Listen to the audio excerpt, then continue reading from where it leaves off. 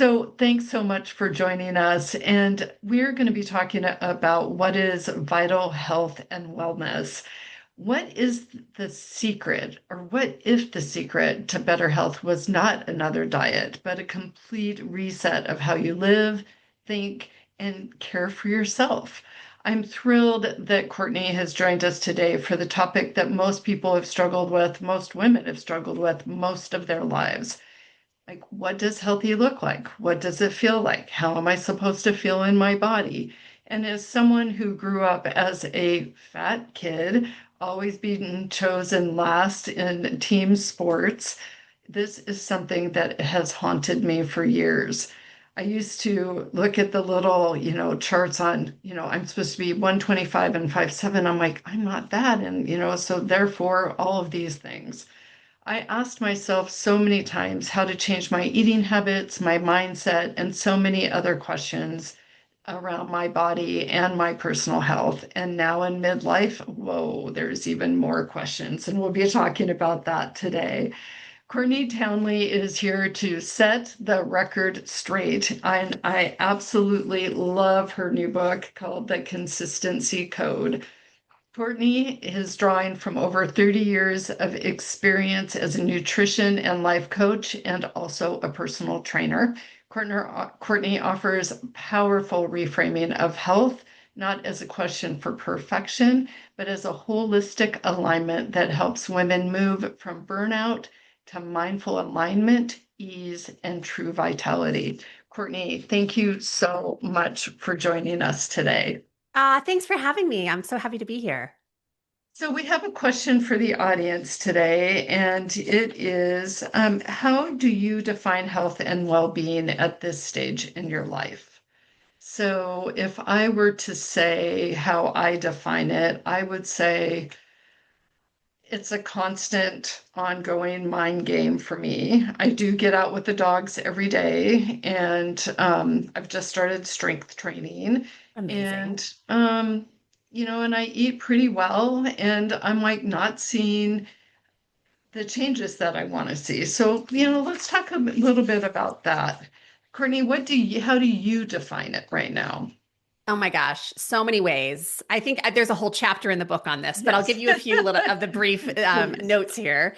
Number one, I think about health as more of a direction than a destination. And I think that's a really important distinction because a destination gets us attached to this idea that we're going to arrive in this magical Yeah. place of rainbows and unicorns, and all of our problems are going to go away and the work is going to be done. And of course, that's not how health works. We're going to be engaged with hopefully our health process for as long as we have breath in our lungs. I also like to think of health as a relationship because you're in relationship with everything. You're in relationship with diet and exercise. You're in relationship with the natural world. You're in relationship with time, with boundaries, with other people, with yourself. Like the relationship with yourself is the most intimate long-term relationship you're ever going to have. And the quality of those relationships is really going to either amplify or deplete your health. And the other way that I just want to say that I love thinking about health is just as personal power, because power is our ability to go after the things that we want in our life. Right. And a lot of my clients, I'll ask them, what is health going to give you? And they'll say things like, I'm going to be able to hike with my son and daughter. I'm going to be able to play with my grandkids on the floor. I'm going to be able to travel well into my later years. And so I love that because to me, that all speaks to power. It's how are we putting more life into our life? Well, and I also think it's about alignment, which we'll talk about between what we want. It's that integrity piece that you talk about a lot, about being in integrity with ourselves and the power that that gives us to walk in integrity every day around our health, our mindset. And it's just such an intoxicating thing when you do that. I mean, I'm sure we've all had those moments when we're like all aligned and it's like, whoa, this feels good. So why don't we do it all the time? But let's step back for a moment. I'd love to know a little bit about you and your path and what got you to this moment. Yeah, well, yeah. So there's a lot in there, but I'll give you like again Yes. the abbreviated version. I came into the health and wellness world through the doorway of being a professional dancer. So I was classically trained, and back 30 years ago, it was not a super lucrative career. So I had to get really honest with myself about how I was going to put food on the table. And I ended up going to get certified with a Pilates school up in Canada. It was a year-long program. 6 months in, they asked me to become an instructor for them. So I'd be traveling the world and teaching, certifying trainers. And what that did is it exposed me to how big the health and wellness industry was, right? Like I was going to all these conferences and I was being introduced to all these people, and that was well and good.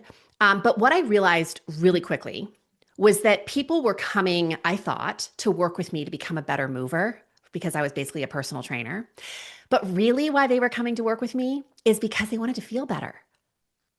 And feeling better required a lot more than movement skills. And I was not equipped with those skills. So I had to go on and get more education in nutrition, in behavior change science, in mental health, and all the things. And for about a decade, I got very rooted in the fat loss industry. I helped a lot of people lose an awful lot of weight. And a very curious pattern started to emerge where people would spend a year, 18 months really reshaping their body. And then they would start to, once they reach their goal weight, they would start to backtrack to where they started. And I was just mind blown by that. Like, what is happening here? What are we not teaching? What skills are we not giving people? And that, again, just led me to even more education of understanding our self-image, how we see ourselves, how we talk to ourselves, our ability to be with emotion or not.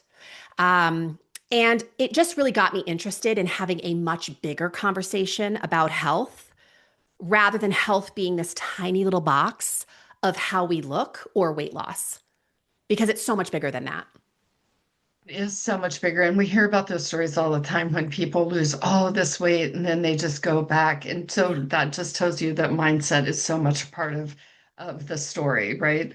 So why this book right now? Why this book right now? Oh my gosh, so many reasons. So, first of all, the consistency code started as a 4-week course, which I still teach. But I had a business coach 10 years ago who said she saw how frustrated I was with trying to sell this bigger concept of health to a world that was conditioned to believe it was all about diet and exercise. Right. And again, I was a part of that world for a long time. So I had a special place in my heart for understanding that. But ultimately, she asked me, she said, okay, Courtney, if you're not going to teach about diet and exercise exclusively, if you could only teach a woman 4 things, what would you teach her? And so I went away for, the weekend, and that's literally where the consistency code was born. I just looked for the things that I was consistently teaching, and that's what became the 4-part framework. And we're going to go through that framework in a little bit, but you Yeah. talk about your self-image and approach to behavior change as the renovation of self. What do you mean by that? Yeah. So it's one thing to follow a list of rules and regulations that someone else has curated to create an outcome. And you can follow the list of rules and regulations, and you may actually achieve that outcome. But what will keep you practicing the things long after you've achieved the thing is really your relationship with it. And that boils down to your self image, how you see yourself, what you believe about yourself, what you believe about your possibility, what you believe about doing hard things, right? So, self image work is a massive part of sustainable behavior change. And I've always called, well, let me back up for a second, because prior to that question, you also asked, like, why this book now? And this answer is a part of this second question. Women at midlife are having a moment, right? Like a long We are overdue having a moment moment. where we are finally being recognized as being under Mhm. researched and under really just underserved with all the Absolutely. transition and chemical shifting that happens at midlife. And Hmm. so, partly that's why I wrote this book at this period of time. But also at midlife, I call midlife the renovation years. And the reason I call it the renovation years is because most of us arrive at midlife and we look around and there are some awesome things we're celebrating. Maybe it's relationships we've built, careers we've built, art we've created. I don't know. There's some really great stuff that we've done. And there's some things that just aren't working or maybe never worked. And they're starting to affect us more than they ever have because our tolerance for stress is going down. Because when estrogen and progesterone leave the party, we literally have less tolerance for cortisol, right? So Absolutely. so renovation, that's why I call it the renovation years, is because we have to do some renovation to our lives to travel with more health and happiness moving forward. Well, and this is all about what you call deep work. And Mm, what I love about your message is that it's never too late to change. never. And habits are just habits. I mean, so you've got the habit side of things, and then you have the mindset. Yeah. But we can do the hard work. I mean, we have for years and years and years. And, I'm in my early 60s. I'm 61 now. And, it's like I want to make change that's going to last so that I am vital, I have energy. And so what does that look like for someone who's like, Courtney, where do I start? Mhm. How do I do this? Yeah. Well, first of all, let me address like what you've said there because I think it's really powerful is we've been doing a lot of hard work for a long time. Like as women, we're working hard. We're working really hard. And a lot, sometimes we're working hard because of unnecessary labor, right? We're spending a lot of resources on things that aren't really benefiting us in terms of our health and happiness. So we might be eating foods that aren't serving us. We might be thinking thoughts that aren't serving us. We might be not setting boundaries that could be serving us if we did. And so we have to take responsibility for the unnecessary labor that we're doing because we're doing a lot of it. And in order to do that work, like we really have to get radically honest with ourselves, right? It's like I always say, like with the first practice of the code is literally self-awareness. And that sounds so simplistic, but simple is not always easy. And what I have found with self-awareness is it is so tempting to avoid it because it's not a feel-good exercise. Self awareness is a work of exposure. It's exposing the stuff we're proud of, but it's also exposing the stuff that we're not so proud of. It's just getting radically honest, not just with what we do, but why we do it. Why are we pouring a glass of wine every night when we want to, just stay away from alcohol for a while? Why are we watching the 10th episode of our favorite Netflix show when we say we want to get up tomorrow feeling energized? Right? It's the why behind our behavior. It's not just the Absolutely. behavior. So let's talk about self-coaching. And I kind of like the idea that you're your own CEO and the importance of self-trust with that. Yeah. How would you coach our audience today on how to start aligning what we want with the actions that we're taking on a day-to-day basis? Yeah. Well, I think it's a few things. I think that radical honesty piece is the first piece, right? Like really understanding where is the unnecessary stress coming in. And here's the truth. It's not just one thing, right? This is why what makes it hard All is these different yeah, inputs, right? because we're multidimensional people. Like we have Mhm. thoughts that aren't serving us, we have behaviors that aren't serving us, there's some relationships that are a little broken down. So when you start exposing where the gaps are with how you truly want to be living your life, you're going to see a lot of mess, Yeah. Yeah. right? And I always use the analogy if you went away for the weekend and someone threw a house party in your home and you came home and turned on the lights, you would be like, oh man, because all you see ahead of you is work. And it would be really tempting to just shut off the lights and walk away and never go back. But you're not going to do that. It's your home. And so you have to decide one place you're going to start the cleanup because you can't clean up the whole house at once. I Right. like And the that. same is true with behavior change. So we're taught that health and well-being is all about diet and exercise, like I said at the beginning of this. But I want to give your all the people here today and the people who listen to this replay kind of a reframe that health is really an exercise in stress management. And it's a two-part equation. The first part of the equation is what we've already talked about, which is we have to reduce unnecessary stressors, things that are depleting our life and have no long term benefit. So, the lack of boundaries, the negative self narrative, the food that doesn't nourish us, those kinds of things. But the second part of the equation is we have to start leaning into certain stress on purpose to make ourselves more resilient and more powerful. And that might look like I going was going to say, after a, can you please give us an yeah, example of it that? might look like setting What's that look boundaries. like, Courtney? It might look Mhm. like changing the self narrative. It might look like starting to strength train, like you shared that you just started doing, right? That's uncomfortable when you don't have a practice of it. Right. It might look like having some hard conversations. It might look like a career shift. It might look like the end of a relationship. It can look like all kinds of things. But here's the thing to keep in mind is when we think about stress, our capacity for stress, like a bucket, there's only so much stress we can fit in that bucket before we implode. But here's the other thing to remember. As we cross the threshold of midlife, our bucket itself is losing resilience. Exactly. Yep. So, reducing unnecessary stress reduces the load in the bucket, and leaning into certain stressors on purpose helps to fortify the resilience of our bucket. That's the work. And so, where do you That's the start? work. The answer is it doesn't Hmm. matter. You pick something that is either going to reduce unnecessary stress or Hmm. amplify your ability to tolerate stress. And we just pick a place. Yeah, I mean, one of the things with my strength training that I've just started is like, okay, here I am, I'm 61. I had this conversation with my trainer this Yeah, morning, actually, and great. he's 48, he's going to be 49 on Yeah, Thanksgiving. And I said, I wish that I had started thinking about this when I was your age because, 10 years, we're 12 years apart here. And I'm starting not from scratch, but for strength, upper body strength, I am starting fresh. okay.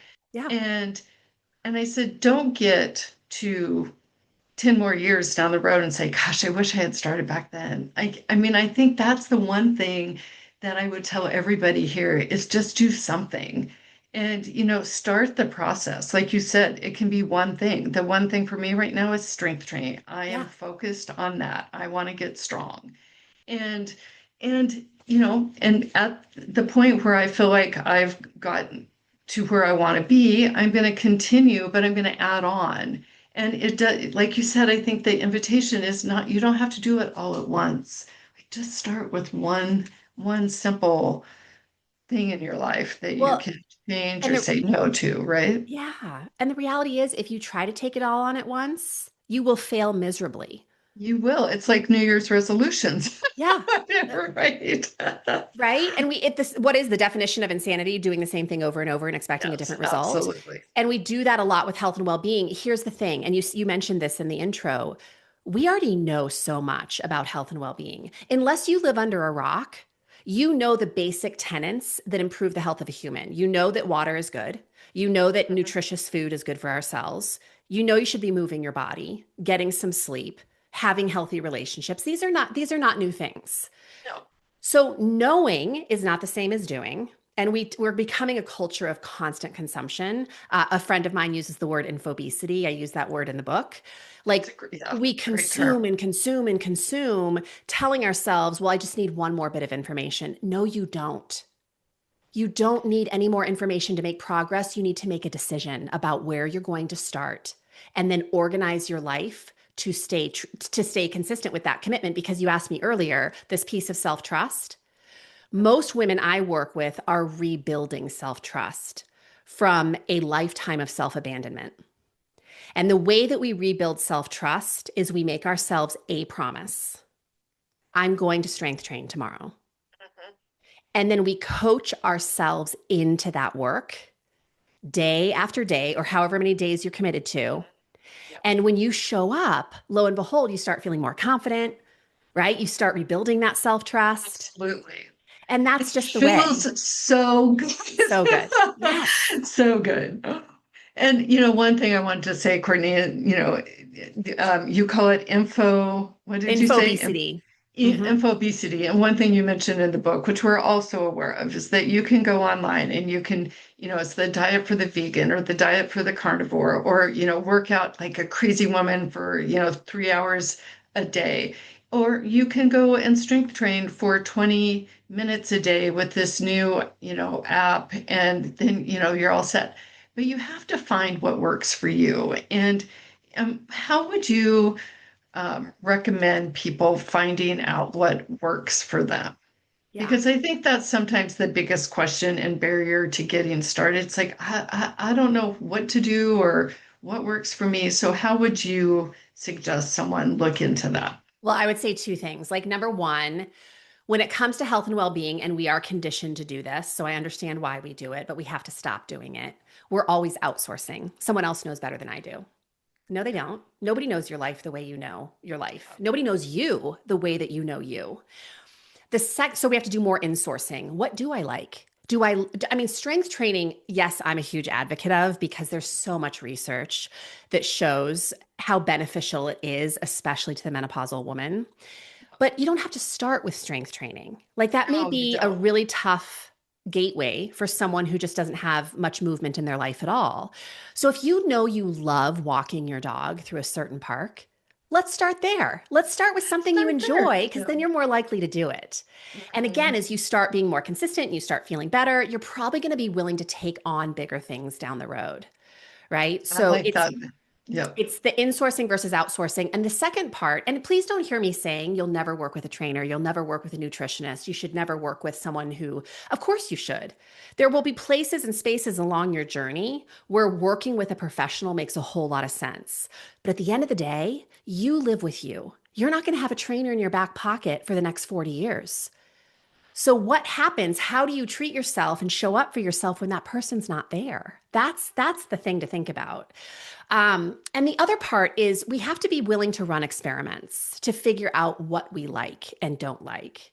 Because I have a lot of women say, "Well, I just don't like exercise," and I'll say, "Okay, well, that's a very big Broad. statement, Yeah, that's right?" so broad. Yeah, and also your brain may not like exercise because you have a belief. You just have a recycled thought that has become a belief, but your body was born for movement. It craves movement. Mhm. And so, how can we just start to mend that relationship? And again, it has to be fun, it has to be joyful, because that's the only way you're going to keep showing up to do it. Oh, I love that. So let's dive into the four consistency codes. The first one being radical real, and you've talked a little bit about this, but the awareness practices that you suggest. Yeah. So first, let me say this: I have four buckets of practices in the consistency Mhm. code, and there's a lot of practices in each of those Yes, buckets. right, So I'll kind right. of summarize each one. But Yeah. that first one, And you're can I right. just, yeah, can I Yeah. just add that in each of the chapters, she has, key takeaways and invitations. So Yeah. if, it's great because it makes you think about each of these and how it pertains to you Yeah. individually, and it's fabulous. So it's just awesome, Courtney. So Well, and it continue was on. written for book club, like literally for women to get together with other women and start having these kinds of conversations about health, because that's the only way we're going to normalize it, right? It's the only way we're going to change the culture of women's health is to be having these kinds of conversations. So you're right. Step one is being radically real with yourself, and that is the practice of self awareness. Now, self awareness can look like a lot of things. It can look like just checking in with yourself throughout the day to ask the question, how you doing today, Joni? And not accepting the superficial answer because your best friend wouldn't accept that. She would say, no, Joni, you're not like fine isn't an answer. How are you really doing? And you might just acknowledge, I haven't eaten in a few hours. I'm kind of hungry. Awesome. So what are you going to do with that intel? Right? So just checking in with yourself on that level can be a practice of self awareness. But we could also start to examine the tape that's playing in our head. So the thoughts that are constantly rolling on that tape. We can start tracking behavior to see how we're actually showing up in certain spaces and places. Because I find that when it comes to a lot of basic health practices, when a woman starts working with me, she has a lot of assumptions about what she's doing. But when we start tracking what she's actually doing, the stories don't match up. And that's great news Understand. because it Can you starts to give show us an them. example of that? I mean, does that look like for one of Oh, I'll give your? you a really classic example that a Okay, lot of people will be great. able to relate to is I have a ton of women I've worked with over the years who will say, um, I just overconsume. I eat so much food. And I'll say, okay, let's just see what that looks like. Like, let's just track food for a couple days just to see. And lo and behold, a lot of times they're under consuming. But in their brain, they have this belief that they're over consuming food.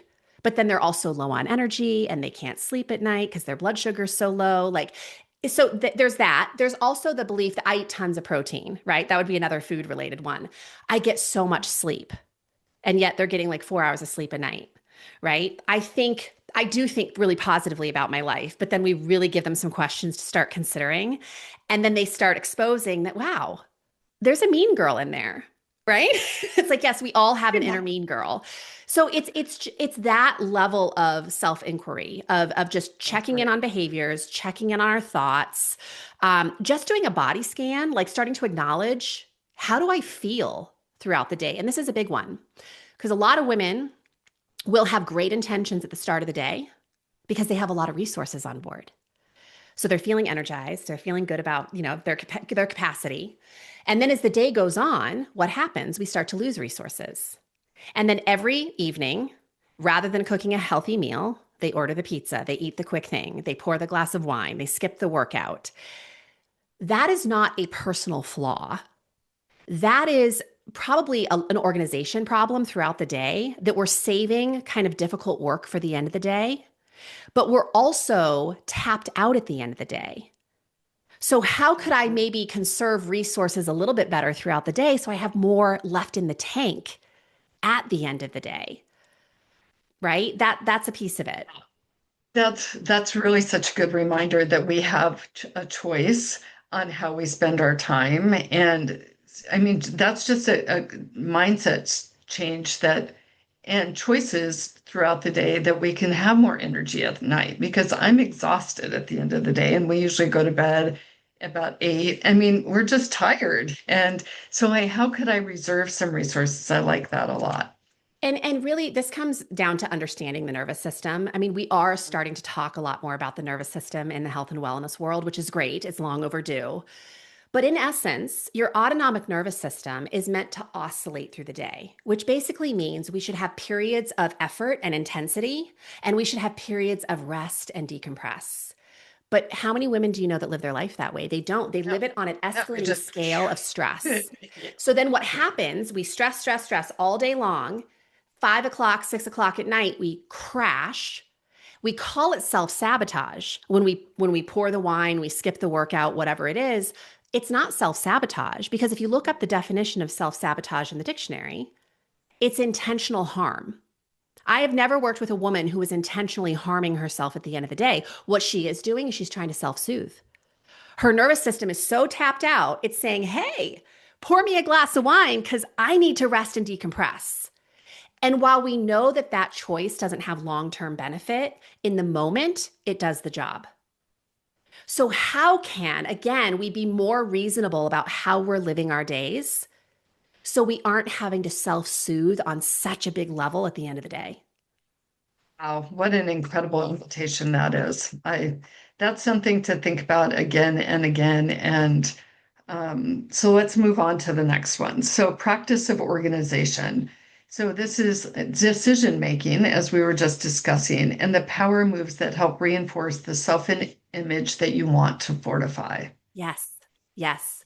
So I always do an exercise with women, and I encourage everyone here today to do it. Just take maybe 10 or 15 minutes, pour yourself a cup of coffee or whatever it is, your beverage of choice, and consider if you were living full out with power, purpose, and impact, what would you be doing and what would you not be doing? Like, go to the land of rainbows and unicorns. Like, if you were living as your most authentic, fully expressed, vibrant self, how would she talk to herself? How would she show up for herself in the day? How would she problem solve? How would she schedule her day? Like, don't censor yourself. Like, really just answer the question full out. And here's what happens. I call that your power vision. Okay. Most of us are not living in our power vision. There's a big gap between how we're currently living and how we would like to be living. So a power move is one decision you make to start bridging the gap between those two places. And I stress one thing because I know you're all going to be tempted to like commit to 50. But again, we're setting ourselves up for failure. One thing. One, And we fiercely commit to that one thing. In my community, I usually say 30 days. And actually, there's a lot of research. Anna Lemke, who wrote Dopamine Nation, I highly recommend that book. oh, okay. But she is a psychiatrist that's done a lot of work on breaking addictive patterns. And she is a firm believer in like this 30-day reset. So if we commit to a behavior for 30 days, I am in no way suggesting that that new behavior is going to be a habit after 30 days because it's probably not. But you will be more practiced in it. It will feel easier. And when it feels easier, you can add something else in, right? Like that. So the power move is an intentional commitment that is helping to move you closer to the woman you truly know yourself to be. And what comes to mind is, like dry January or sober October. Like when we commit to that Yeah. at the end or even in the middle, it's like, wow, this is getting easier every day. I feel better. Yeah. And so if we just, I'm sure, I've done it many times, and I'm sure some of our audience has too, but it really is breaking a habit and replacing that with something that's much better for you. And Yeah. to live in that power is just a beautiful opportunity to see what it is to be my unicorn, my most vibrant, authentic, fully, Yes. vibrant self. And who doesn't want to be there? So, but that's a whole nother question that I want to get to. So practice 3 is your follow through. Befriend your emotions. It's a statement of integrity, which we've touched on a little bit. Yeah. So the practice of follow through is probably where I do most of my coaching, like 80% of it, Yeah. because I know women who have lots of self awareness. They Mhm. have an amazing practice of organization. Everything is color coded. They've got the schedule, the binder, all the things. But wherever they show up on their own schedule, they negotiate their way out of it. There's no follow through, right? So that becomes a problem. That becomes what I call Yep. integrity pain. Yep. Integrity pain Yep. is that internal friction of Mhm. living in a way that's misaligned with what we actually want for our life. And health is an exercise in getting ourselves out of integrity pain. So the practice of follow through is really two parts. The first part is we have to befriend our emotions because we are awesome as modern day humans. We are amazing at avoiding emotion.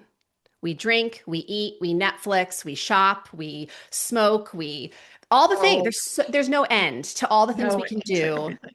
to change, artificially change our true emotional landscape.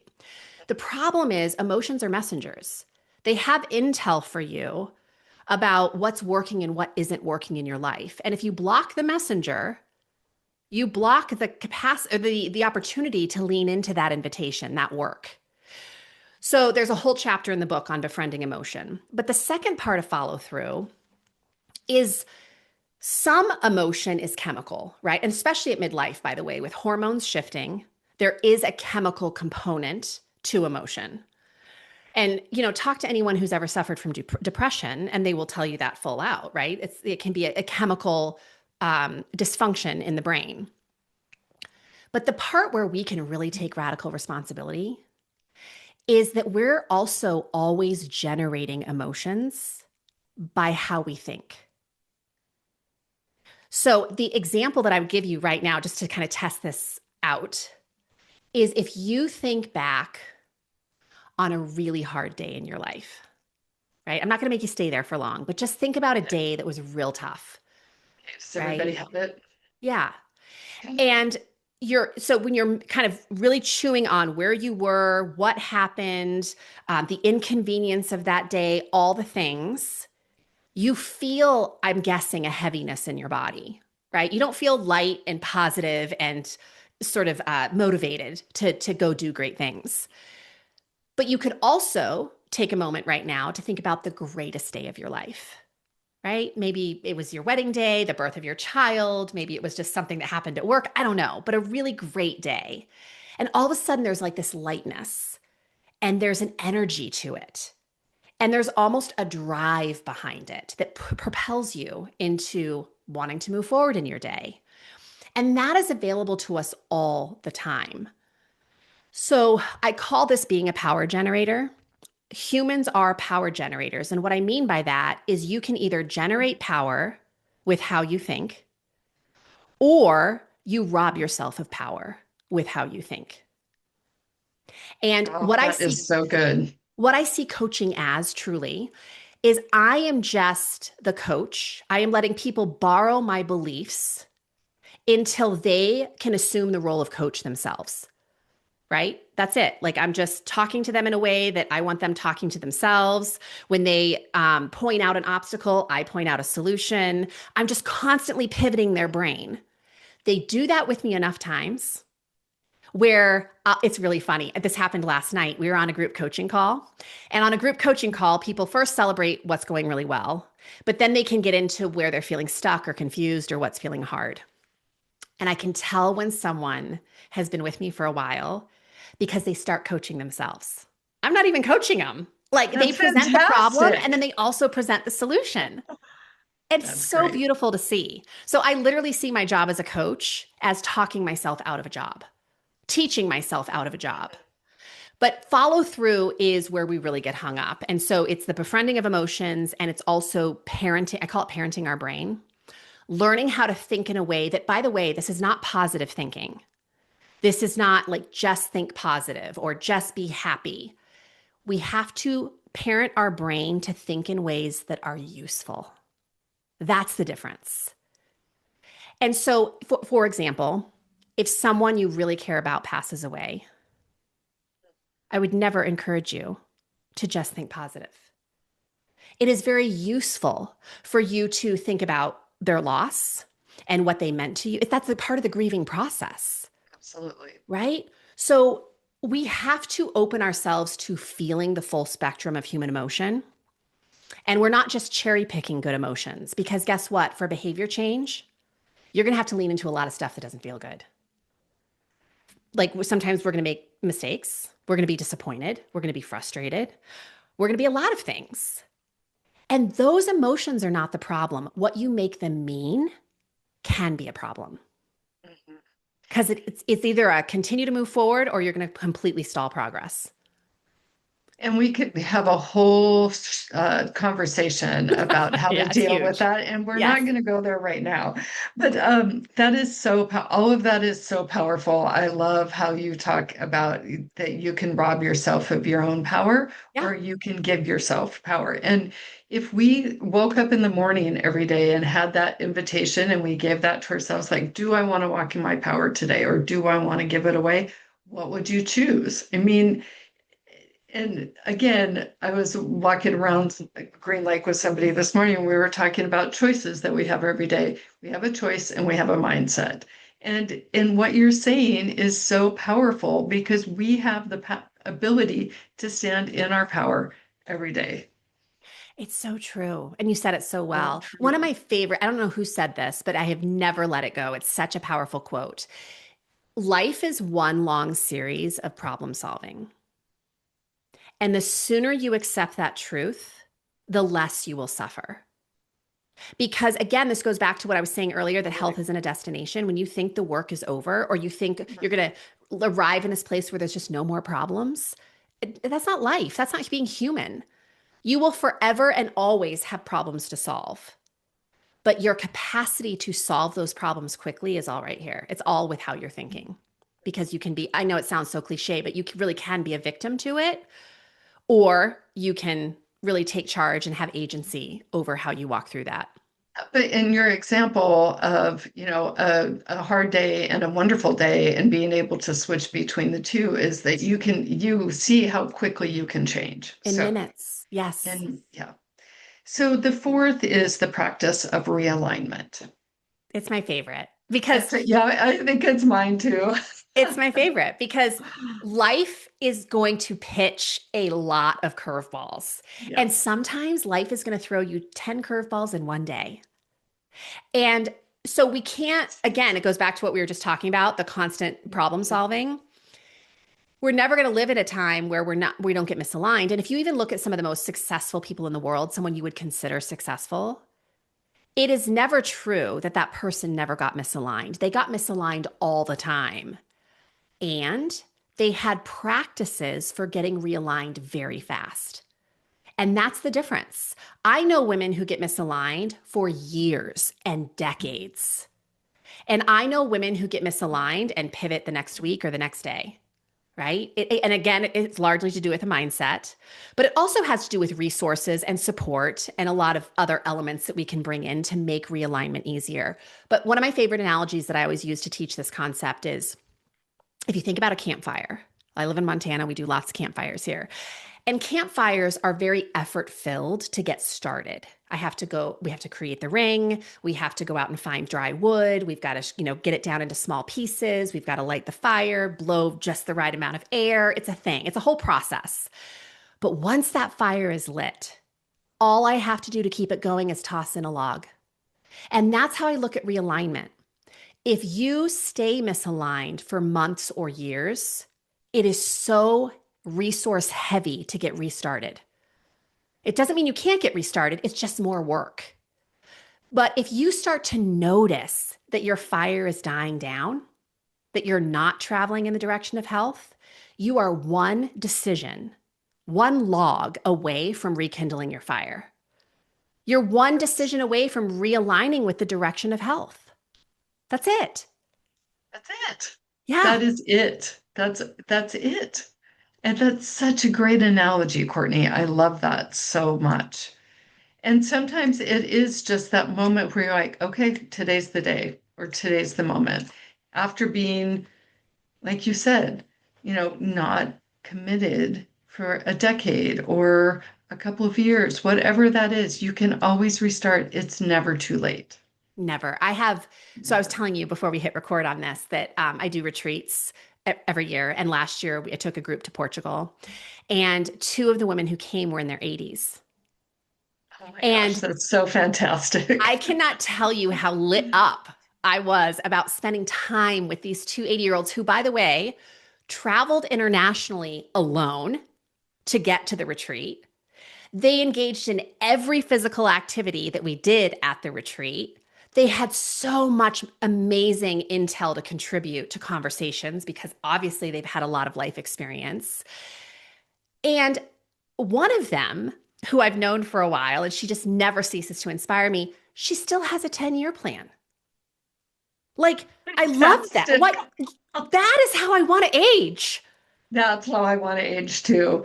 Yes, I love that. And did you see recently there was a woman who at 80 just completed the Appalachian Trail, I which is did very see that. similar to the Yes, Pacific Coast Trail here on the West Coast. Amazing and so inspiring. And I'm going to be that woman. It's like, and it is intention and excitement about life. And I have a friend who lives in Billings, Montana. She's 94. She walks on her treadmill every day. She does her balancing exercises, and she just like, I just love life, Joni. I just love it. And it's so much of it's mindset. And unless, sometimes in life we do get hit down. There's no of question. Life course. happens and life is hard, Yeah. but we can always get back up. We can always throw another piece of kindling in the fire and get started again. And can So, I just add that I think yes. that what you're doing with Revel 11, like with this book club, and what I do in my community is I help to create a space where women can come and kind of borrow the beliefs of the women that they're traveling with. Because, we know this is when little kids are growing up, we know that they co regulate with the adults they're around. So they take on their energy, they take on their beliefs, they take on so many things. That doesn't change just because we're adults. So if you are spending time in places with people who really just don't light you up, you need to make some new friends. And I'm not saying you got to ditch the old friends or the old family members or any of that, but we have to put ourselves in the room with people who light us up and who can give us new beliefs to borrow that are in line with the direction we want to travel in. And there's so much sharing and shared experiences that happen when we talk as women, and the gifts that come from those conversations are so beautiful and can be life-changing. And with a group of strangers that all of a sudden meet either on a retreat or in a class like one that you're teaching or that I'm Yeah. teaching, and the shared experiences can come, one day two people will align, and then the next day, oh, you told me about this beautiful story. I want to tell you something that happened. And it's just being in community and being together is so rich and so beautiful to be able to It's learn so from one beautiful. another. And it normalizes the hardship, like it Yeah, softens it hardship does. because It you really absolutely start to does. realize, like, oh, it's not just me that Yep. doesn't want to work out every day. It's not just No, me I that want wants to to work. binge on Halloween candy, right? Like Yeah. these are universal challenges. And when Yeah. we're in community of women who are talking openly about that, not just about the problem, but about the solutions that they're experimenting with, we tend to stay the course more easily. And so let's switch into more about midlife. Like we are both in midlife. Yeah. We've obviously gone through the challenges of the weight gain and the brain fog and so many things. Like the other day I learned my plantar fasciitis and TMJ are a part of hormones and Yep. menopause. And like, oh, Yeah. those two. So anyway, so what do you tell women in their midlife years about your work and what they can accomplish in their life regarding their health? Yeah. Well, I think the first thing that I educate them about is that there's three primary systems that are really kind of recalibrating at midlife: the hormonal system or the endocrine system, Yes. the nervous system, and your brain, which is a part of the nervous system, but I like to kind of talk about it as a separate thing because the brain is literally rewiring, right? It's reworking itself. Yes. Yep. And there is a period where, yes, the brain fog is real and we feel like we're losing our minds and all the things. But here's the really important part about recognizing the change in all of those systems is we have to make sure that the things we are using to improve our health are honoring the challenges that we're facing in all of those different systems. So you might have 15, 20, 30 years ago been able to get up at 5 a.m. and work until 3 o'clock without eating and no breaks and holding your bladder and all the things and going to bed late and then getting up and doing it all over again and saying, I feel fine. I'm not stressed because your body had a ton of capacity for tolerating stress. But now your body does not tolerate stress the way it once did. And so we have to respect all of those systems. Like my hormones, because I'm right on the edge of 50. And so I'm very much in perimenopause, which means I don't know what I'm getting each day. Like every day, I'm like a Happy Meal. I never know what's in the box, right? What's going to happen today? What's going to be in that box of Yep. Courtney's life? But here's the thing, if I get up every day and have this rigid attachment to what self care is supposed to look like, I can actually create a lot of unnecessary suffering. But if I wake up each day and check in with myself, like, hey, Courtney, what do you have to give today? Like, what is your body telling you? Because if I didn't sleep last night and I wake up and I've got a ton of family and work stress going on, going to like a 5 a.m. boot camp class is probably not ideal. It's just generating more stress. So, meeting myself where I'm at might look like, you know what? It's beautiful out today. I'm going to go for a 20-minute walk at lunch because that's what I have to give. And it really gets me out of the all or nothing mindset. Hmm. So those three systems I think are really important to just honor. And when I talk about consistency, I'm really advocating for consistent self-honoring and understanding that health is dynamic. You don't always have the same amount of stress in your life. Sometimes it's really high, sometimes it's a lot lower. So are the measures you're using to improve your health taking that into consideration?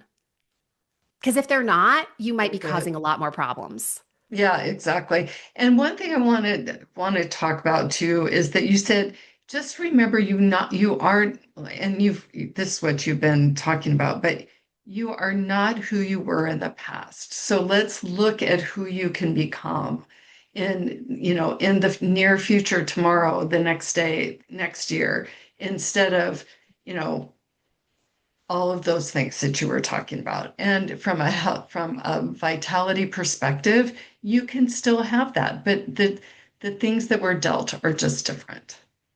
Yeah.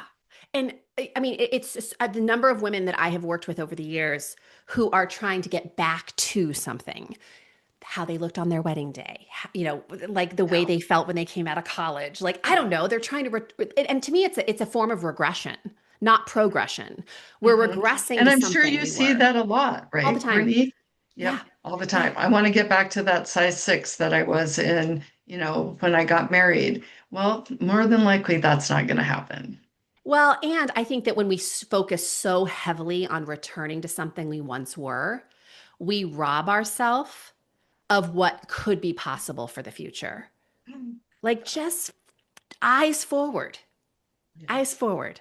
That's so great. So, one of the quotes that you end the book with is, and the day came when the risk to remain tight in a bud was more painful than the risk it took to blossom. Yes. Yes.